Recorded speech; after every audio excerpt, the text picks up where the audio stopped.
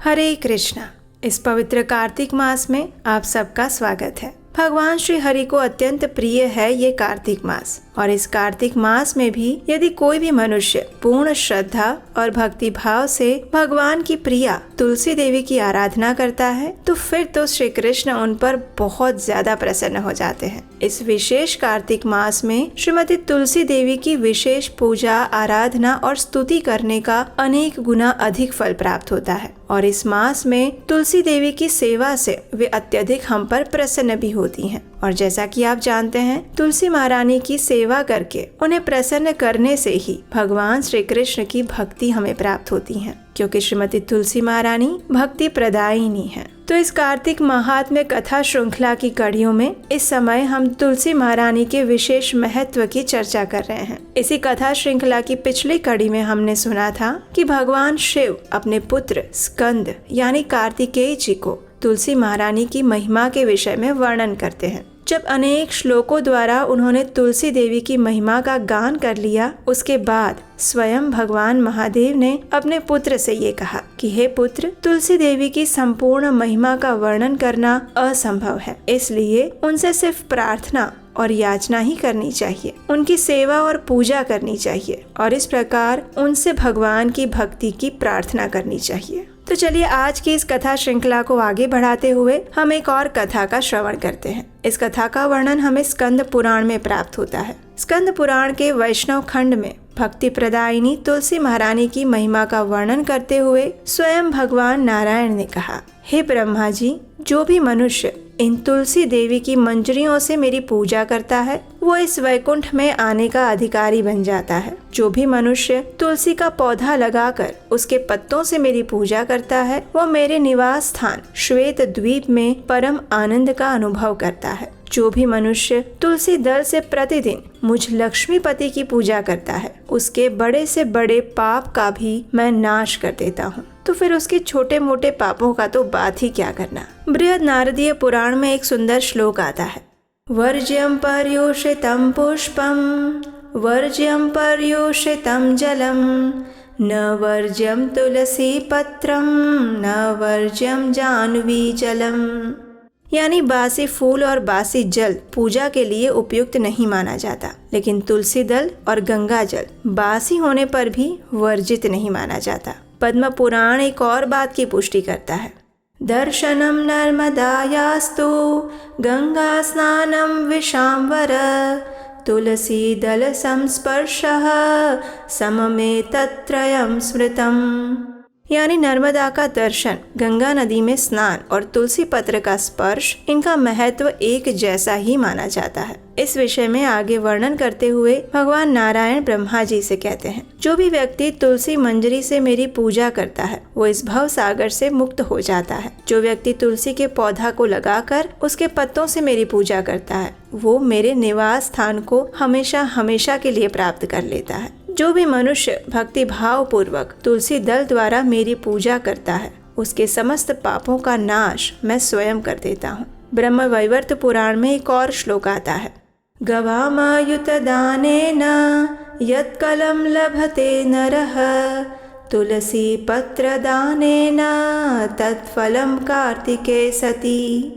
यानी लाखों गायों के दान का जो फल मिलता है वो कार्तिक मास में मात्र एक तुलसी पत्र भगवान को अर्पित करने से स्वतः ही मिल जाता है। पद्म पुराण भी इस बात की पुष्टि करते हुए कहता है, मणि कांचन पुष्पाणि तथा मुक्ता फलानि तु तुलसी पत्र दानस्य कलां नार्हन्ति षोडशीम्।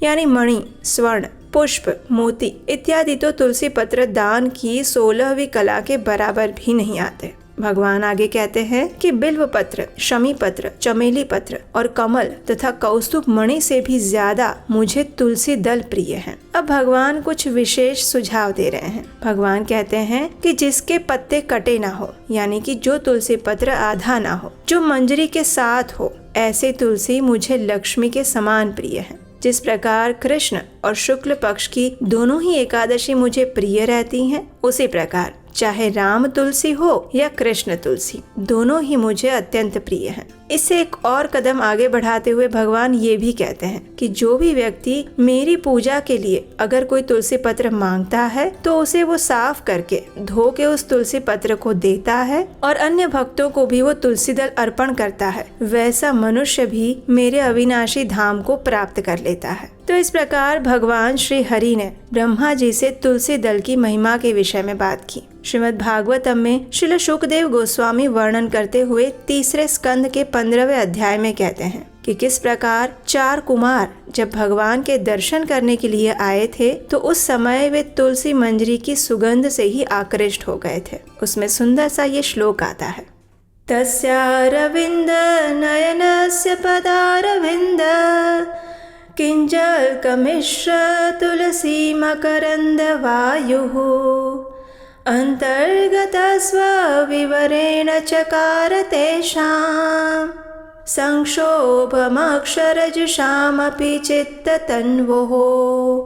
अर्थात जब भगवान के चरण कमलों के अंगूठों से तुलसी दल की सुगंध ले जाने वाली मंद वायु उन मुनियों के नथुनों में प्रविष्ट हुई तो उन्हें शरीर और मन दोनों में परिवर्तन का अनुभव हुआ। हालांकि वे निर्विशेष ब्रह्म ज्ञान के प्रति अनुरक्त थे। इस श्लोक के तात्पर्य में जगत गुरु श्रील प्रभुपाद भगवत चरणों में अर्पित तुलसी पत्र की महिमा और उसके प्रभाव का वर्णन करते हैं और वो उसमें लिखते हैं कि इस श्लोक से ऐसा प्रतीत होता है कि चारों कुमार निर्विशेषवादी अथवा एकेश्वरवाद के दर्शन के समर्थक थे और भगवान से तदाकार होने के बारे में सोच रहे थे, लेकिन जैसे ही उन्होंने भगवान के स्वरूप को देखा उनके मन परिवर्तित हो गए। दूसरों शब्दों में कहा जाए तो जो निर्विशेषवादी भगवान से तदाकार होने के प्रयास में दिव्य आनंद का अनुभव करता है, भगवान के चरण कमलों की सुगंध ने जो वायु द्वारा ले जाई गई थी और जो तुलसी की सुगंध से मिश्रित थी उनके मन को बदल डाला।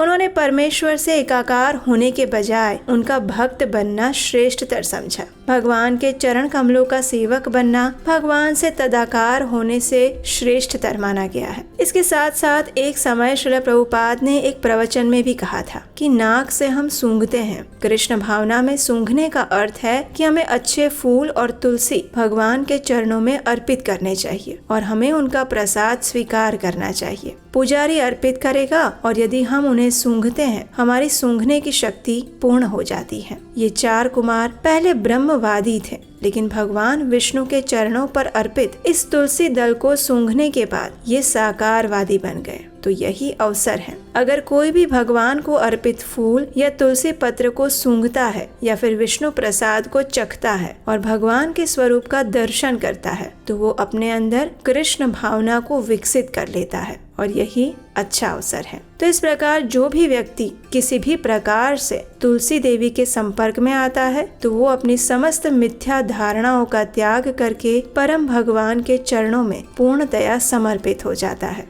अगर कोई व्यक्ति तुलसी दल का सेवन करता है, भगवान कृष्ण को तुलसी पत्र अर्पित करने के बाद उसे ग्रहण करना चाहिए। अगर कोई ऐसा करता है तो उसे सहस्त्र चांद्रायण व्रत करने का पालन करने से भी अधिक देह की शुद्धि हो जाती है। महापापी से महापापी व्यक्ति भी यदि तुलसी दल का भक्षण करता है तो उसे शुभ गति प्राप्त हो जाती है और इसीलिए जब किसी की मृत्यु हो जाती है तो आप सब जानते ही हैं कि उस मृत व्यक्ति के मुख में गंगाजल और तुलसी पत्र रखा जाता है ताकि उसे अच्छी आध्यात्मिक परम गति प्राप्त हो सके। जीवन के अंत में भी अगर कोई व्यक्ति चंडाल होकर भी श्रद्धा युक्त भावना से इस तुलसी पत्र का भक्षण करता है तो इस देह को त्यागने के बाद उसके सारे महापाप नष्ट हो जाते हैं। तो ये थी आज की तुलसी महिमा की कार्तिक मास विशेष कथा। ये कथा आपको कैसी लगी ये हमें नीचे कमेंट बॉक्स में बताइएगा। और आज आपके लिए एक प्रश्न है, अगर आपने इस कथा को ध्यान से सुना है तो आप हमें नीचे कमेंट बॉक्स में इस प्रश्न का उत्तर दीजिए कि तुलसी दल की सुगंध से किनके जीवन परिवर्तित हो गए थे और किस कथा का आज हमने श्रवण किया। आपके जवाब की हम प्रतीक्षा करेंगे और हम आपके सारे कमेंट्स पढ़ते हैं। जब आप इस वीडियो को लाइक करते हैं और हमें कमेंट्स करते हैं तो इससे हमें ये पता चलता है कि हम आपको पौराणिक ज्ञान को यथारूप में प्रस्तुत करने में सफल हो रहे हैं। आपके फीडबैक हमें उत्साह देते हैं। तो इसलिए इस वीडियो को लाइक जरूर कीजिएगा और अपने मित्रों और परिवारजनों को भी शेयर कर दीजिएगा। अब इसी कार्तिक महात्म्य कथा की अगली कड़ी में हम सुनेंगे तुलसी महारानी की एक विशेष कथा, जिसमें भगवान श्री कृष्ण स्वयं तुलसी देवी की महत्ता को स्थापित करते हैं। ये बड़ी रोचक और सुंदर कथा है और उसे सुनने के लिए आपके अपने इस चैनल को याद से सब्सक्राइब कर लीजिए और नोटिफिकेशन ऑन कर लीजिए। अगर अभी तक आप हमारे व्हाट्सएप और टेलीग्राम ग्रुप से नहीं जुड़े हैं तो उसका नीचे लिंक डिस्क्रिप्शन बॉक्स में दिया गया है। जल्दी से वहाँ पर जाकर क्लिक करिए और इस ग्रुप से जुड़िए ताकि आपको इन सभी कथाओं का रेगुलर अपडेट्स मिलता रहे और कोई भी कथा इस कार्तिक मास में आप मिस ना करें। तो चलिए इस कार्तिक मास में भगवान को प्रिय तुलसी महारानी की सेवा और पूजा करते हुए उनसे यही प्रार्थना करते हैं कि वे हमें भगवान की नित्य शुद्ध भक्तिमय सेवा में संलग्न करें। तो आइए अब हम इस पवित्र कार्तिक मास में तुलसी देवी की आरती करते हैं। प्रतिदिन तुलसी देवी की पूजा करते हुए इस तुलसी आरती का स्तवन, पठन और श्रवण करना चाहिए। तो आइए अब हम उसी तुलसी आरती का श्रवण करते हैं। नमो नमः तुलसी कृष्ण प्रेयसी, नमो नमः राधा कृष्ण सेवा पवो, एई अभिलाषी ये तुम्हार शरण लो, तारा वांछा पूर्ण हो, कृपा करी कर तारे वृंदावन वासी, मोर एई अभिलाष, विलास कुंज दियो वास, नयने हरिबो सदा, युगल रूप राशि, एहि निवेदन धर, सखीर अनुगत करो, सेवाधिकार दिए करो निज दासी, दीन कृष्ण दासे कहे, एई न मोरा, श्री राधा गोविंद प्रेमे सदा ये न भासी, तुलसी कृष्ण प्रेयसी, नमो नमः तुलसी कृष्ण प्रेयसी, नमो नमः। आइए अब इस तुलसी आरती का अर्थ जानते हैं। इसका अर्थ और अनुवाद इस प्रकार है। भगवान श्री कृष्ण की प्रियतमा हे तुलसी देवी, मैं आपको बारंबार प्रणाम करती हूँ। मेरी एकमात्र इच्छा है कि मैं श्री राधा कृष्ण की प्रेममयी सेवा प्राप्त कर सकूं। जो कोई भी आपकी शरण लेता है उसकी कामनाएं पूर्ण हो जाती है। उस पर आप अपनी कृपा बरसाती हैं और उसे वृंदावन वासी बना देती हैं। मेरी एकमात्र यही अभिलाषा है कि आप मुझे भी वृंदावन के कुंजों में निवास करने की अनुमति दें, जिससे मैं युगल श्री राधा कृष्ण की सुंदर लीलाओं का सदैव दर्शन कर सकूं। आपके चरणों में मेरा यही निवेदन है कि मुझे किसी भी व्रज गोपी की अनुचरी बना दीजिए और सेवा का अधिकार देकर मुझे आपकी निज दासी बनने का अवसर प्रदान कीजिए। अति दीन कृष्ण दास आपसे यही प्रार्थना करता है कि मैं सदा सर्वदा श्री श्री राधा गोविंद के प्रेम में डूबा रहूं। इस प्रकार तुलसी आरती करने के बाद अब समय है तुलसी देवी की प्रदक्षिणा करने का। और इस तुलसी देवी की प्रदक्षिणा करते समय आप इस मंत्र का उच्चारण कर सकते हैं। यानि कानि च पापानि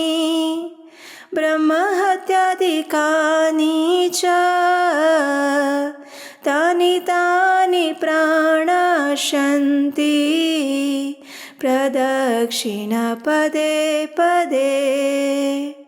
इसका अर्थ ये होता है कि जो भी व्यक्ति तुलसी महारानी की प्रदक्षिणा करता है तो उस प्रदक्षिणा के दौरान पद पद पर उसके समस्त ब्रह्म हत्यादि जैसे बड़े बड़े पापों का भी नाश हो जाता है। तो इस प्रकार इस कार्तिक मास में आप तुलसी पूजन और प्रदक्षिणा कर सकते हैं। चलिए अब हम इस पवित्र दामोदर मास यानी कार्तिक मास में तुलसी देवी के स्तोत्र का पाठ करते हैं, जिसकी रचना श्री पुंडरीक दास द्वारा की गई है। जगद्धात्री नमस्तुभ्यं विष्णोश्च प्रियवल्लभे यथा ब्रह्मादयो देवः सृष्टिस्थित्यन्तकारिणः। नमस्तुलसी कल्याणी नमो विष्णुप्रिये शुभे नमो मोक्षप्रदे देवी नमः सम्पत्प्रदायिके। तुलसी पातु मां नित्यं सर्वापदभ्योऽपि सर्वदा कीर्तितापि स्मृता वापि पवित्रति मानवम्। नमामि शिरसा देवीं तुलसीं विलसत्तनुं यां दृष्ट्वा पापिनो मर्त्या मुच्यन्ते सर्वकिल्बिषात्। तुलस्या रक्षितं सर्व जगत्ते तुच्चराचरं या विनिहन्ति पापानि दृष्ट्वा वा पापिभिर्नरैः। नमस्तुलस्यतीतरां यस्यै बद्धवाञ्जलिं कलौ कलयन्ति सुखं सर्वं स्त्रियो वैश्यास्तथा परे। तुलस्या नापरं किञ्चित् दैवतं जगति तले यथा पवित्रितो लोको विष्णु संगेन वैष्णवः। तुलस्याः पल्लवं विष्णोः शिरस्यारोपितं कलौ आरोपयति सर्वाणि श्रेयांसि वरमस्तके। तुलस्यां सकला देवा वसन्ति सततं यतः अतस्तामर्चये लोके सर्वान् देवान् समर्चयन्। नमस्तुलसी सर्वज्ञे पुरुषोत्तमवल्लभे पाहि मां सर्वपापेभ्यः सर्वसम्पत्प्रदायिके। इति स्तोत्रं पुरा गीतं पुण्डरीकेण धीमता विष्णुम् अर्चयता नित्यं शोभनैस्तुलसीदलैः। तुलसी श्रीमहालक्ष्मी विद्या विद्या यशस्विनी धर्म्या धर्मानना देवी देवी देव मनः प्रिया। लक्ष्मी प्रिय सखी देवी द्यौर्भूमिरचला चला षोडशैतानि नामानि तुलस्या कीर्तयन्नरः।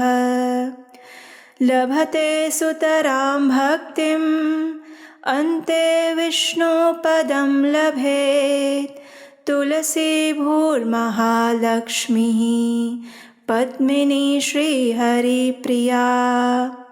तुलसी श्रीसखी शुभे पापहारिणि पुण्यदे नमस्ते नारद नूते नारायण मनः प्रिये।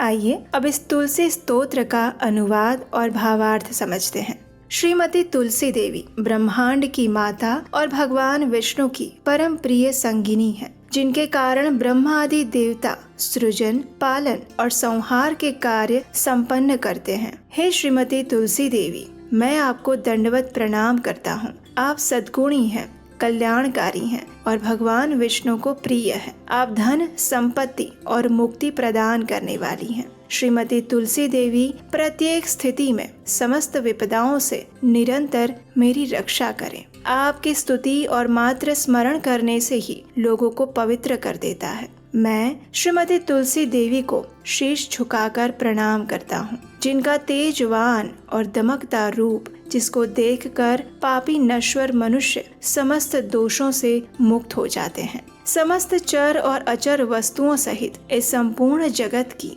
श्रीमती तुलसी देवी रक्षा करती हैं, जिनके केवल दर्शन मात्र से ही पापी व्यक्तियों के पाप पूर्णतः नष्ट हो जाते हैं। हे श्रीमती तुलसी देवी, आपको सहस्त्र बार प्रणाम करता हूँ। आपको कलयुग में समस्त स्त्रियां, वैश्यगण और उनके समान अन्य लोग भी प्रसन्नता पूर्वक हाथ जोड़कर विनम्र प्रणाम करते हैं। इस पृथ्वी पर श्रीमती तुलसी देवी से अधिक दिव्य कुछ भी नहीं है, जिनके द्वारा ये जगत पवित्र हो जाता है, जैसे विष्णु और वैष्णव के संपर्क में आने से होता है। इस कलयुग में जब श्रीमती तुलसी देवी की अंकुरित कली भगवान विष्णु के शीश पर अर्पित की जाती है, तब ये उपासक के शीश पर समग्र आशीर्वाद प्राप्त होने के समान माना जाता है। श्रीमती तुलसी देवी में समस्त देवतागण हर समय वास करते हैं, इसलिए व्यक्ति को इस विश्व में उनकी आराधना करनी ही चाहिए और इस प्रकार से समस्त देवताओं की आराधना स्वतः ही हो जाती है।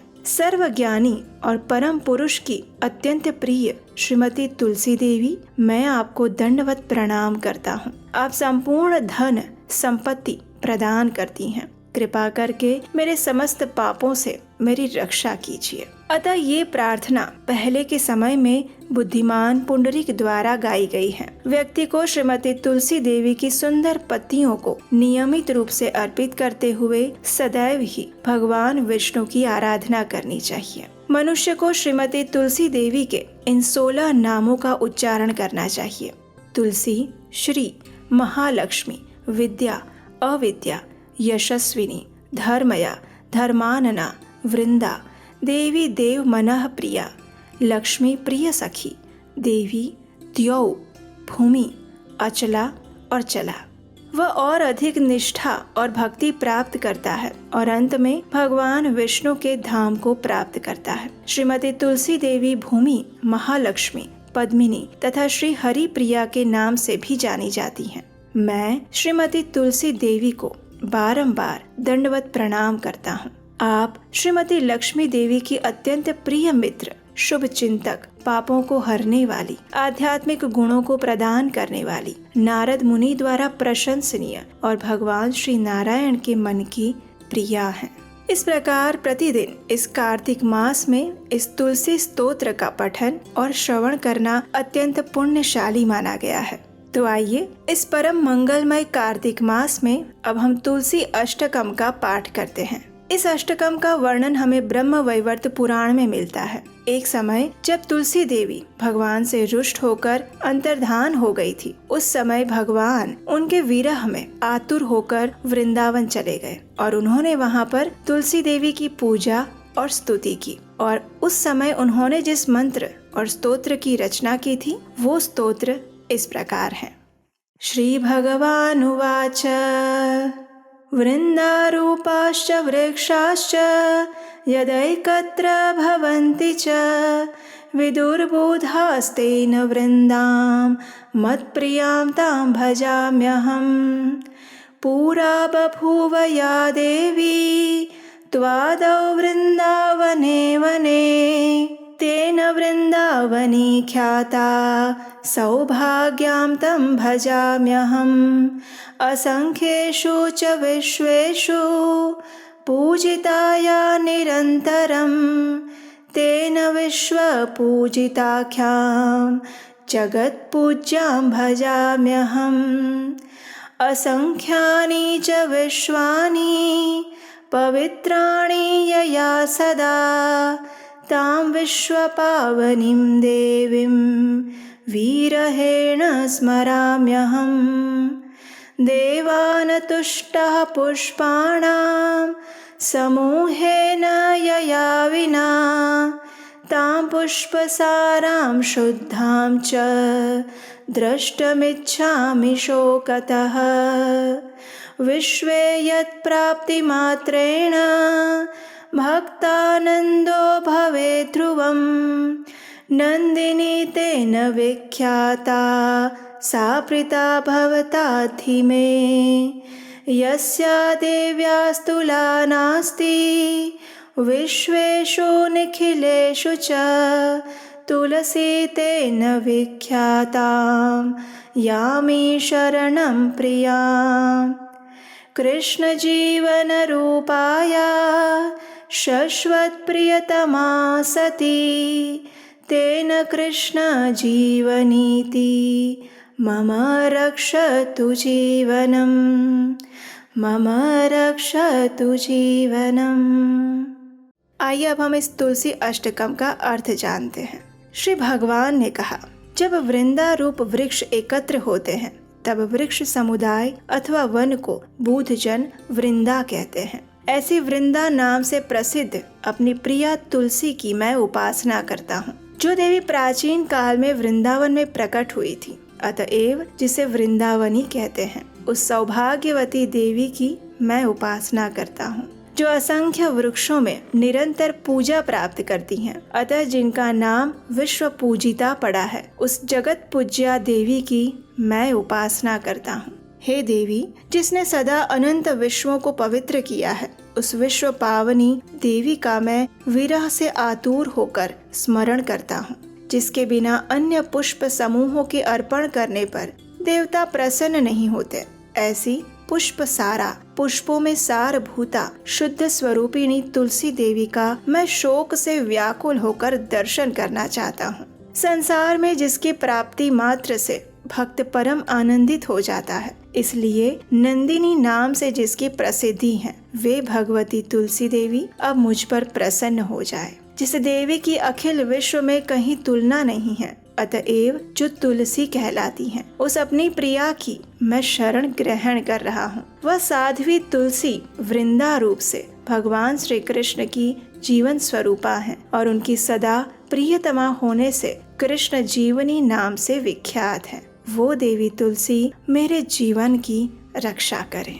इस अष्टकम की रचना स्वयं भगवान श्री कृष्ण द्वारा की गई है, तो इससे हम समझ सकते हैं कि ये कितना पुण्य प्रदायक और मंगलकारी है। और इस कार्तिक मास में इसका प्रतिदिन पठन या श्रवण करने से मनुष्य के पूर्व जन्मों के सभी पाप तो नष्ट हो ही जाते हैं, लेकिन उसे वृंदा देवी की विशेष कृपा प्राप्त होती है। और कहा जाता है कि भगवान के धाम यानी गोलोक वृंदावन में यदि प्रवेश करना है तो श्रीमती तुलसी देवी की आज्ञा के बिना वो संभव नहीं हो सकता। इसलिए श्रीमती तुलसी देवी की कृपा प्राप्त करने के लिए इस कार्तिक मास में प्रतिदिन इस अष्टकम पाठ का श्रवण या पठन करना चाहिए।